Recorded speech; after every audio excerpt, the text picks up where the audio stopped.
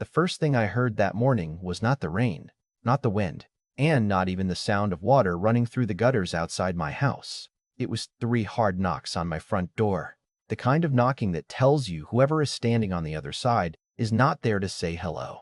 I opened the door still half asleep, wearing an old sweatshirt and holding a coffee mug, and there stood my neighbor, Daniel Mercer, soaked from head to toe, staring at me like I had personally declared war on him. He held his phone up in his hand like it was a weapon, and before I could even ask what was going on, he pointed straight past me toward my driveway and said, "You flooded my basement." For a second, I honestly thought I had misheard him. I looked behind me, then back at him, waiting for the punchline that never came. "Excuse me?" I said. Daniel took a step closer, water dripping from his jacket onto my porch. "That new driveway slope you put in last year, it pushed all the runoff straight toward my house. My basement is ruined, and you're going to pay for it. And I have lived in that house for almost 11 years, and I have dealt with plenty of uncomfortable conversations with neighbors, but this was different." There was no question in his voice, no concern, no "hey, maybe we should figure this out." He had already decided I was guilty before I even opened the door. I glanced toward the driveway, then toward his property next door. The funny thing was, the rain was still coming down hard, and I could literally see the water flowing exactly where it was supposed to go, down the street drain, away from both of our houses. But Daniel wasn't interested in looking at the actual water. He was interested in finding someone to blame. "Daniel, I didn't change the grade of the driveway," I told him. "I resurfaced it, that's all. The city inspected it, and everything was approved." He shook his head like I was some guy trying to talk my way out of trouble. "Don't do that. Don't act like you don't know what happened. Ever since you fixed that driveway, my basement has had problems." I almost laughed, but not because it was funny. It was the kind of laugh you have when something sounds so unreasonable that your brain needs a second to process it. The driveway had been there for years. The angle had not changed. The only thing that had changed was the house next door. 2 years earlier, Daniel had torn down an old one-story bungalow and built a much larger modern home with a finished basement. At the time, everyone in the neighborhood was excited.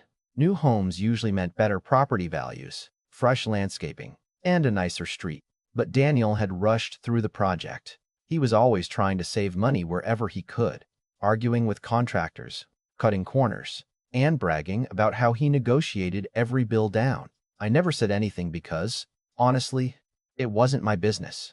His house was his responsibility, but now he was standing on my porch trying to make his problems mine. Then he dropped the number. $3,200, he said. "That's what the repairs are going to cost. If you don't pay, I'll take legal action." There was something about hearing those words that changed the entire conversation. A disagreement between neighbors can sometimes be fixed over a fence. A lawsuit is different. A lawsuit means paperwork, lawyers, evidence, and a fight where facts matter more than who sounds angrier. I watched him walk back across the yard, still talking on his phone, probably telling someone how he had caught me responsible. I closed the door and just stood there for a moment, looking at the rain running down the glass. I remember thinking, how did I become the villain in someone else's story overnight?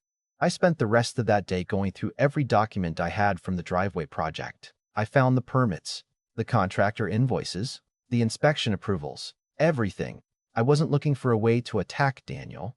I was looking for a way to understand what had happened, because deep down, I still wanted to believe this was just a misunderstanding. Maybe he was frustrated. Maybe he was scared. Maybe he was dealing with damage and reacted badly. But 3 days later, when a legal notice showed up at my door, I realized Daniel wasn't looking for a conversation. He was looking for a target. And if he wanted a courtroom battle, then I was going to show up with something much stronger than anger. I was going to show up with the truth. I hired an attorney named Melissa Grant, someone I had never met before that week. But within 10 minutes of sitting across from her desk, I knew I had made the right decision. She had this calm way of looking through a mess and finding the one piece that mattered. While I was explaining everything, she barely interrupted. She just listened, took notes, and occasionally asked a short question that made me realize she was already seeing the bigger picture. When I finished telling her about Daniel showing up at my door, the accusation, the money he demanded, and the lawsuit, she leaned back in her chair and said, "So let me get this straight. He built a new house with a basement, ignored possible drainage issues, And now he's claiming your driveway from 11 years ago is the reason his foundation has problems? Hearing someone else say it out loud made me realize how strange the whole thing sounded. I nodded. That's exactly what happened. Melissa smiled slightly and said, "Good. Then we don't need to argue about emotions. We need to follow the paper trail." And that became our strategy. We didn't attack Daniel personally. We didn't call him careless. We didn't accuse him of anything dramatic. We simply collected facts. The first thing we did was review every document connected to my driveway project. A resurfacing work had been approved by the city. The contractor had followed the required slope specifications. The final inspection had passed. Everything was documented. But Melissa didn't stop there. She wanted to know the history of the neighborhood, the construction timeline, and what had changed before Daniel's basement started flooding. That was when we found something interesting. Daniel's house wasn't just a replacement for the old bungalow next door. It was a completely different structure. The previous home had no finished basement, no deep foundation system, no modern drainage setup. Daniel had built a larger home on the same lot, and with that came a completely different water management challenge. A few weeks before the hearing, I drove by his house and noticed something I hadn't paid attention to before. Along the side of his property, near the foundation, there were signs of water problems that had nothing to do with my driveway. There were areas where the ground stayed wet long after the rain stopped. The soil looked disturbed, and near the back corner of his house, I could see a discharge pipe that looked damaged or poorly positioned. I remember standing there thinking, "You spent all this time pointing at my driveway, but had you even looked at your own house?" But Daniel was not interested in questions. He had already chosen his story, and he repeated it everywhere. At the neighborhood coffee shop, he told people I had redirected water into his home, in a community where everyone knows everyone else's business. That kind of statement spreads fast. A few neighbors started looking at me differently. That bothered me more than the lawsuit itself. Not because I needed everyone to take my side, but because I hated the idea that someone could simply tell a convincing story and turn people against you before anyone checked the facts. The funny thing about small communities is that people remember the drama before they remember the details. The truth usually walks into the room carrying a folder. A rumor walks in wearing confidence. Then came the first hearing. Daniel arrived early, dressed like he was already celebrating a victory. He brought printed photos of muddy areas around his basement, pictures of water stains, and several pages of notes. When he spoke, he sounded completely certain. He told the judge that my driveway had become a channel, that I had changed the natural flow of water, and that my negligence had cost thousands of dollars in damage. He even pointed toward me and said, "All I want is for him to take responsibility." That sentence stayed with me because it sounded so reasonable on the surface. Responsibility. Everyone likes that word. Everyone wants accountability. But responsibility only works when you point it at the right person. When it was our turn, Melissa didn't stand up and give some dramatic speech. She didn't need to. She simply asked Daniel a question. "Mr. Mercer, you stated that water from my client's driveway entered your property and caused the basement flooding, correct?" Daniel nodded confidently. "Yes." Then she looked down at her notes. "Then can you explain why the water damage markings in your basement begin below the exterior ground level?" The room went quiet. Daniel's expression changed immediately. It wasn't a huge reaction. It was smaller than that. A pause. A blink. A moment where someone realizes the conversation has moved somewhere they didn't expect. The judge leaned forward and asked, "What exactly do you mean by below ground level?" Melissa explained that if the problem was surface runoff from my driveway, the evidence should show water entering from above or through exterior pathways. But the pattern suggested a different issue. Something connected to the foundation drainage system itself. Daniel opened his mouth, then stopped. For the first time since this whole thing started, he didn't have an answer. The judge ordered a professional civil engineer inspection before moving forward. I remember leaving the courthouse that day with mixed feelings. I wasn't celebrating. Not yet. I knew one question didn't win a case. But for the first time in weeks, I felt like someone was finally looking at the actual problem instead of the easiest person to blame. A week later, the engineering report arrived. I opened the envelope at my kitchen table, expecting the usual legal language that takes 5 readings to understand. Instead, the conclusion was surprisingly clear. My driveway was functioning exactly as designed. The slope directed water toward the street, just like the city required.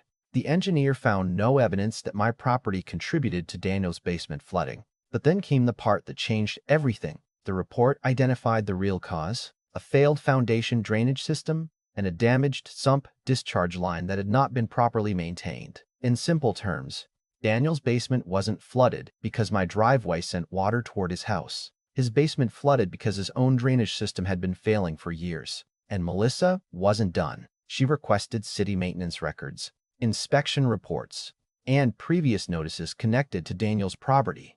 What we found next was the piece of evidence nobody expected. Daniel had already been warned twice. The city had previously cited him for drainage-related problems. Both times, he had signed documents acknowledging that repairs were needed. The information had been sitting there the entire time. He wasn't discovering a problem. He was trying to transfer one.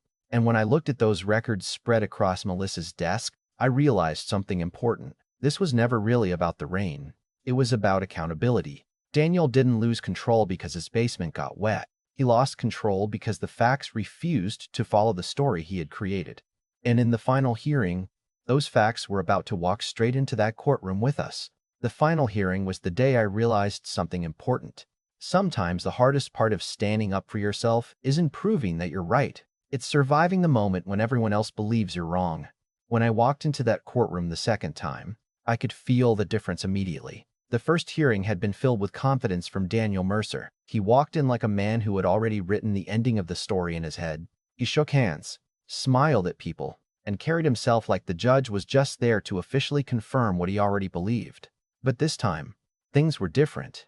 Daniel arrived early again, but the energy was gone. He wasn't walking around showing everyone his photos or explaining his version of events to anyone who would listen. He sat quietly beside his attorney, flipping through papers, occasionally looking over at me, and I couldn't help but wonder what was going through his mind. Was he angry? Was he embarrassed? Or was he finally starting to realize that maybe the person he had been fighting wasn't the problem? Maybe the problem was the truth he had been avoiding. Melissa and I sat at our table with the evidence organized in front of us. The engineering report was there. The city inspection records were there. The previous notices about his drainage problems were there. Months earlier, those documents were just pieces of paper sitting in folders around my house. Now they felt like the foundation holding up my entire side of the story. Daniel's attorney tried to make one last push. He argued that the situation was complicated, that homeowners sometimes don't know exactly how water moves underground, and that my driveway could still have contributed in some way. And honestly, that argument might have worked if we didn't have the records. That's the thing about facts. They don't care how confident someone sounds. They don't care who tells the better story. They just sit there quietly until someone decides to look at them. Melissa stood up and walked the judge through everything step by step. She didn't raise her voice. She didn't attack Daniel. She simply explained what happened. The driveway resurfacing had been approved. The slope was correct. The water flow matched the city's design requirements. The engineer found no evidence that my property caused damage to Daniel's basement. Then she placed the city records in front of the judge. Your Honor, the issue here is not whether Mr. Mercer experienced flooding. He clearly did. The issue is whether my client caused it. The evidence shows he did not. The evidence shows the drainage problems existed because repairs were ignored long before this lawsuit was filed. The courtroom became completely quiet. Daniel stared at the documents, and for the first time since this started, I saw something different on his face. Not anger, not frustration, something closer to disbelief, like he was watching his own argument fall apart piece by piece. The judge reviewed everything carefully. He took his time, and honestly, I appreciated that, because after everything that had happened, I didn't want a rushed decision. I wanted the truth to be examined completely. Finally, he looked up and said, "Mr. Mercer, the court finds that the evidence does not support your claim. The flooding damage was not caused by your neighbor's driveway. The cause was related to drainage failures and lack of maintenance on your property." Hearing those words felt strange. I expected to feel some huge wave of victory, like something you see in movies where everyone stands up and celebrates. But real life isn't like that. I didn't feel excited. I felt relieved. There is a big difference. I had spent weeks wondering if I would have to pay for something I didn't do. I had spent nights thinking about how quickly a person could become the villain in a story simply because someone else told that story first. The judge then ordered Daniel to reimburse me for my legal costs and the engineering inspection expenses. And that was the moment when everything came full circle. The same lawsuit that was supposed to force me to admit fault ended up proving that I had done nothing wrong. Daniel's expression dropped. His attorney whispered something to him, but Daniel barely responded. He just gathered his papers slowly. For a second, I almost felt sorry for him. Almost. Because I knew what it felt like to be frustrated. I knew what it felt like to have a problem you couldn't solve. But there was one difference between us. When I had a problem, I looked for answers. Daniel looked for someone to blame. Outside the courthouse, I stood near the parking lot for a few minutes just watching people walk by. The rain that started this entire mess felt like it belonged to another lifetime. The sky was bright, the air was clean, and everything seemed strangely normal again. Melissa walked over and said, "You know, most people think these cases are about money. They're usually not. They're about control. Someone loses control of a situation, and they try to regain it by controlling someone else." That sentence stayed with me, because she was right. Looking back, I don't think Daniel woke up one morning planning to become my enemy. I think he was scared. He had a damaged basement, expensive repairs, and a problem he didn't understand. But instead of admitting that his own property might have issues, he found a simpler explanation. My driveway, my fault, my bill. And once he convinced himself of that, every piece of information that disagreed with him became something he wanted to ignore. After the court decision, the neighborhood slowly changed.